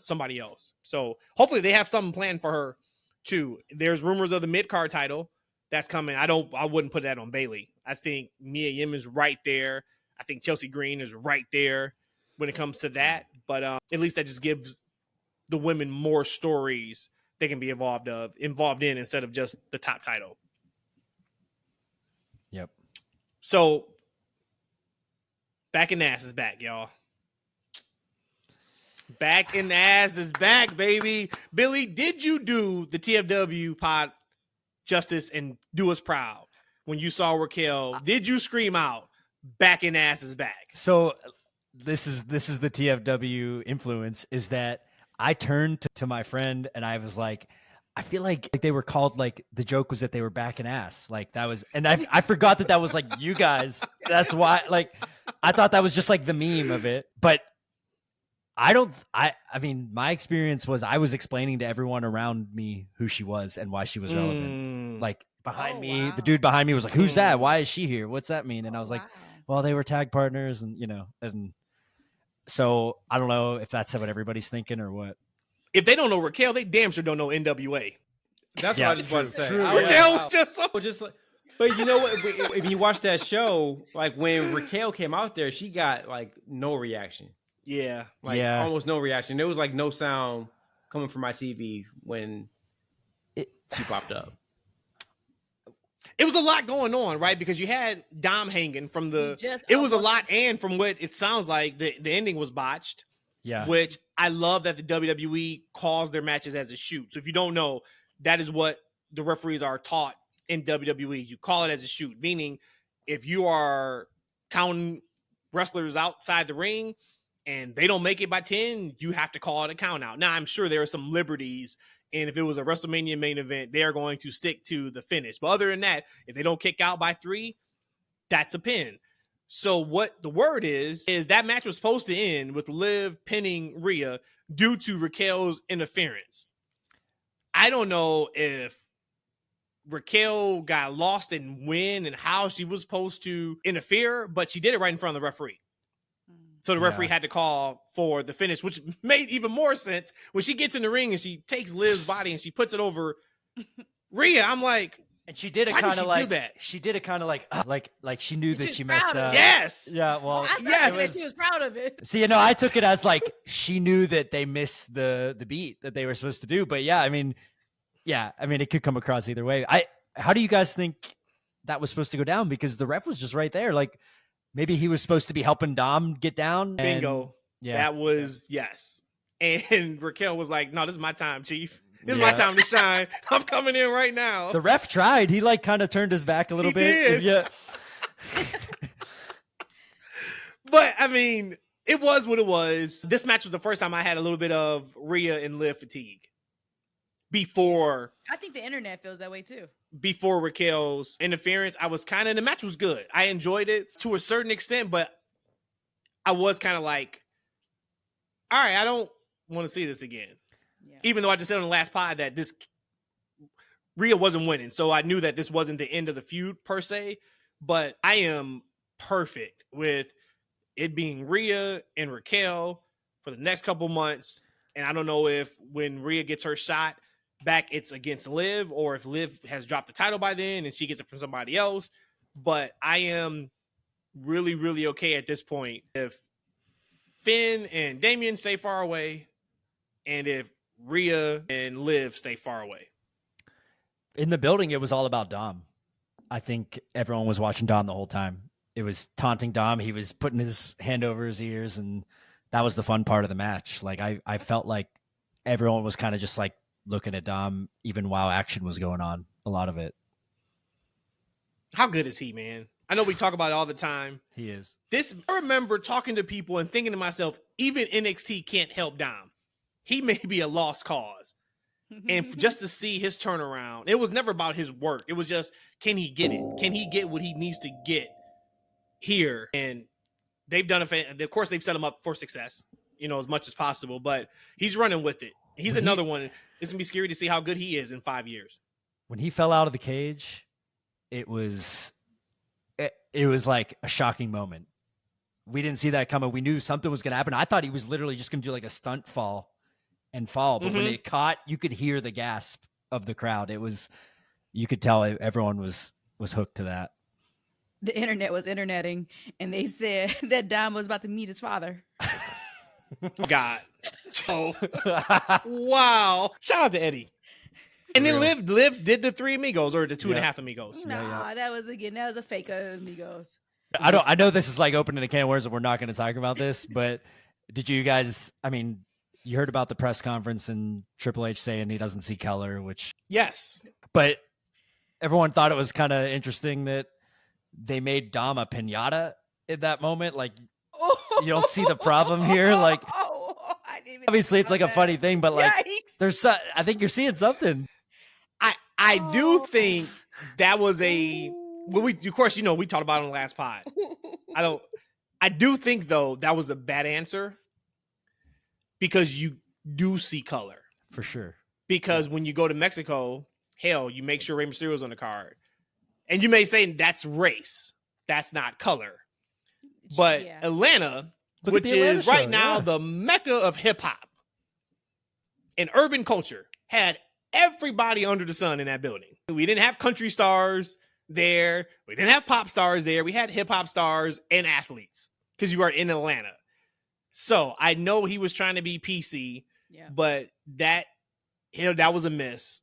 That's his shortcoming. That's his shortcoming. Yes. Like that's it. And I agree with your take. I think it was last week about like, if they weren't so in touch with the culture, then there would be a lot more credence to that argument of like not as much, black wrestlers on TV right now. Yep. But unfortunately, he's just not good at answer. Like I think Sean would have answered that better. Oh, absolutely. Yep. He would have. Sean's down. He's down for the team. We know, man. I don't know what it is, but Sean, I heard there's some rumors early in his career. I think he just was an asshole. And he said asshole things. But old Sean is definitely down. Isn't so? We can look at the show and tell.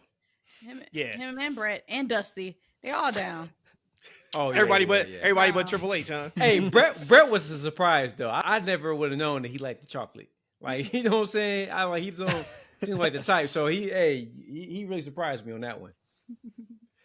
So is there anything from that Finn Damian match you guys want to talk about? I wish Finn would have won. That personally, I think he needs a win so bad that it's getting kind of hard to watch. He came out with the aura. He came out looking like that's what I was like, that is the champion right there, the champion of something. And I'm not talking tag champ, but he came out there with the hood on, looking, killing it, ripped. Just to and I know why he had to lose, I guess, but is it just low priority on the card that if we have Nia winning and we have Liv winning, we got to give Damian the win for the crowd? Is that it? I think it's more of you can't have the Terror Twins both lose. You can't have Yeah. that. Yeah, But yeah. I think more so than Solo losing. It's like, all right, Finn lost with interference. Like, all right, Yep. that gotta be That's- over that's at this lower, point. yeah, Like, that's right? terrible. Yeah, Like, that's I don't worse, want to yeah. see them jump him again on Monday to have Right, another match. right. All right, because I already know who's gonna win. They're like, dude, you couldn't win with interference on one of the biggest shows of the year. I know you're gonna lose on the next one, fam. Let's call this a wrap. Like, Yeah. Yep.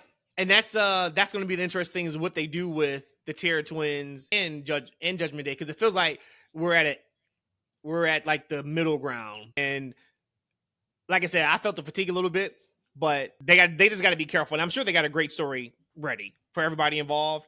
But this could be that moment where you feel like, it jumped a shark. You've lost some momentum, or you lost the people with whatever they decide to do next. But overall, man, for me, 2 thumbs up from this show. It delivered what I thought it was going to deliver on. I thought the show would have been predictable, but still worthy of watching. And it was. We kind of glossed over it, Billy, but the special entrance from Cody, I appreciate the effort. But yeah, the sound was off on television. Did they say what band that was? Was that the one that went viral? Yes. Okay, because that wasn't Same band. That wasn't an Atlanta band. That was No, like I thought Alabama. it was. University of Arkansas. University of Arkansas. Yeah. So they played, of course, at I think halftime during one of their games. But special interest for Roman. So we had a lot of those moments. It just made the show feel big. And in a good way, it was great because you guys at the show broke the gate record for a U.S. arena show. In a bad way, ticket prices and keep going up. The more they keep checking these off, the more these prices going up. But overall, I thought the show was great. Did it live up to everybody's expectations or even exceed them? 2 thumbs up. For sure. Yeah. Yeah. I think, like I said, when I was walking out, I heard that guy say it was better than SummerSlam. And I felt like that's like that's like way too far. But I get the feeling that he's having coming out of that show. Like they definitely like rewarded us for being there. Mm-hmm. You know, the Atlanta celebration and all the legends. That's a lot, you know. We didn't even, DDP, like so many. It was awesome. It was a big deal. Yeah. Yeah. But the middle of it, it was bookended perfectly with top tier stuff. And then the middle was like, it was good. It was, but I would have loved to have seen Sammy and Gunther personally live. That would have been awesome. But yeah, I can't complain. It was a great show, and it just shows you like where they're at, where WWE's at. That's how I felt as a fan. I was like, to me, it was like going to see a band that I love. It was like, let me just experience what they're putting out personally. And what I felt was like, they like us now. Like they care about how we feel now. And you can trust us. Like, that's how I felt. Like we can trust each other. They can trust the crowd. We can trust the management for now. And it's beautiful. It is, man. And it's funny you say that. And it's funny you use that analogy. That's the analogy I used 2 years ago talking about AEW. I said going to an AEW show 2 years ago was like going to your favorite artist concert. It is a party. You're here to have a good time. It is tremendous. And going to a WWE show was like listening to your favorite artist CD on the best possible stereo system you've ever heard. Mm-hmm. It's great, but it's sterile. The energy's not there. Sounds fantastic. You enjoy it, but it ain't like seeing it live. And now it's reverse. Now WWE has all of what we've always wanted from them, probably even more.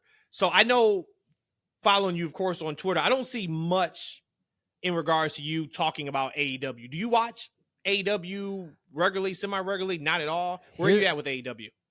The thing with me is with my schedule and being a dad and, I don't really watch Raw and SmackDown or NXT live. I relive it through clips and like 4 podcasts every week, and you guys are one of them. And so like that's how I'm ingesting the weekly TV. So, and because I have Peacock, I sit down for the PLEs. With AEW, I ingested the same way without their pay-per-views. Like I've tuned into as many pay-per-views as I can, like in ways that you're not supposed to, but I don't order pay-per-views. I'm okay.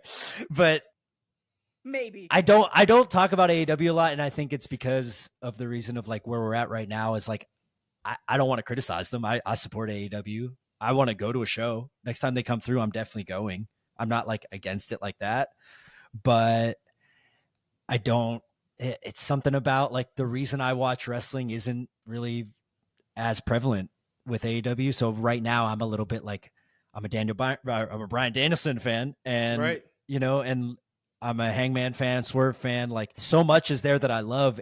I just don't feel like it's coming to me the same way that WWE is. Like I don't feel like it's being fed to me the same way, and I can't. So I'm not being pulled into it the same way.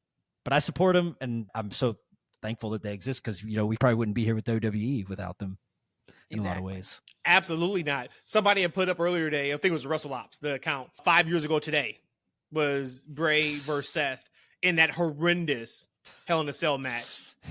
And I quote tweeted and said, if anybody wants to just know how far we've come with how good WWE is now comparative to 5 years ago, watch Drew and Punk and then watch Seth and Bray from 5 years ago. And I remember trying to defend that back then because I was such a Wyndham supporter for anything. I defended the Mountain Dew match with LA Mountain Dew Knight. match was cool. Mountain Dew match is actually really good. Like I like when they change the lights or something. Yeah, until the finish yeah. when Bo He missed. nothing. Yeah. But to your point, though, that was 5 years ago. Yeah. AEW just celebrated their 5-year anniversary. It was perfect timing for AEW. We were getting nothing that we wanted from WWE for the most part. AEW came in and was just like, hey, we listen to you. You want blood? Here you go. You want profanity? Here you go. You want action? Here you go. And now WWE just has all of that. And then when you even take in account NXT, they've covered all the bases. So I do want AEW to continue to try to put their best foot forward. But it's WWE right now. They completely have the game on lock. Before we wind down, Rhodes, I know you had a question for Billy, kind of just surrounding, I think you said like wrestling and his love for music. What did you have? Well, I guess I would just ask it this way because we didn't really touch on it at all here. But I know one of your passions is pro wrestling. The other one is music. Can you tell me a little bit about how, when you realized this passion for music? I've been playing music since I was in high school, and it's funny because the way you put it made me realize how little crossover there is in my love for music and my love for wrestling, and like I haven't found it yet. Like the way I like music is not like there's just different things. It's like I'm an actual musician. I make albums. I perform live. I tour. Like that's a big part of my life. That was my career pre-pandemic, was touring musician. And like DIY, just trying to do it however I can. But more and more as I've kind of like gotten back this far into wrestling of like, I'm on this podcast with you guys. Like I'm trying to figure out like, what is my art with wrestling? Like what can I do to mix those two things? I haven't found it yet. Like I've had thoughts of doing like fun covers of themes that I love and like my style of music, which is like ambient post rock kind of electronic music. But that's as far as it's gotten. I don't know.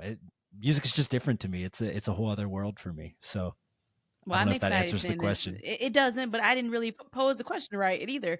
But I'm excited to see you go on this journey because again, when I will see you doing your music, sitting crisscross applesauce, playing Yes. your music, again, even through the phone, you can feel and see the energy that is being released and the creation that's there. And I used to play instruments. It's pod know that Matt is crazy about music too, kind of like on the DJ side of things. So it's something when you find somebody else who's into instruments and music that it's like, how did you fall in love with it? How did you realize that passion and stuff? So I just always wanted to know. I mean, that's a whole podcast I'm not going to start right now, but you and I should let's do that. have a side, or we should just do a solo conversation and Love record it. that. Cause like, I would love to dive into that. For me, it's a spiritual practice. It's everything for me. It's like, it's catharsis. It's grief processing. That's my real story of music. Is my first album as Infinite Third was released in 2009, the year my dad died.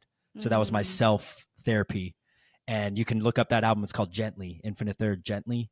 Okay. It's like nothing else I've ever released. It's kind of got like a hopeful sound to it. But if you know where I was at that time, I was just like grasping for hope, and that's what came out.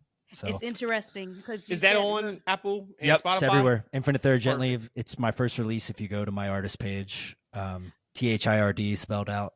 Yeah. one of the songs that you had on your Twitter, that was exactly what I felt when you mentioned it was almost dark, but it was also hopeful. And that was actually the vibe that I felt out of the song. Like I was probably in a sad place. If I'm being empathized in the song itself, I'm in a sad place, but I feel that there's hope still in there. And that is interesting that you said that, because that's exactly what I also felt when I heard it I'm too. glad to hear that. So- That's like, that means a lot to me, because that's it. Like for me, it's my shows, the way people react to my shows at best, when it's in the right situation, is they were going through something and it helped them sort of organize it or release it or just recognize that they're going through something. And I find that happens the most in my shows, because my shows are improvised, all of them. Wow. So if I'm going through something and I work it out during the show, that's when I get that feedback. It's like, we tapped in and you felt what I was feeling. We went through it together. And so, like, you know, in a nutshell, that's the whole philosophy behind the music, is catharsis and basically opening the channel to release release what you're going through. If you know what this means, put that right in my Put it right in your veins, right? Right in my Put it right in your veins. That's awesome, man. Appreciate you being on the pod, of course. We gotta do it again. We absolutely have to do this again. I would love if that. it's wrestling talk, if it's music talk. But we just think about it. We almost talked damn near for 2 hours, and I have so much more I could have dove into. We really only talked Bad Blood, right? And we kind of skipped over some things that I would want to discuss, but it is. Let's save it. We're in the third inning. Right, exactly. There you go. Oh, that's Top of the third. Yeah. And then just cut it. So there you Yeah. go. Before we get out of here, Billy, plug anything you want to plug, anything you got for us. Let's do it. Yeah. Since I normally would plug my music, I'm not going to do that. We just talked about it. I will plug this. And I'm inviting E personally right now in Atlanta, November 23rd. I'm doing a nonprofit thing.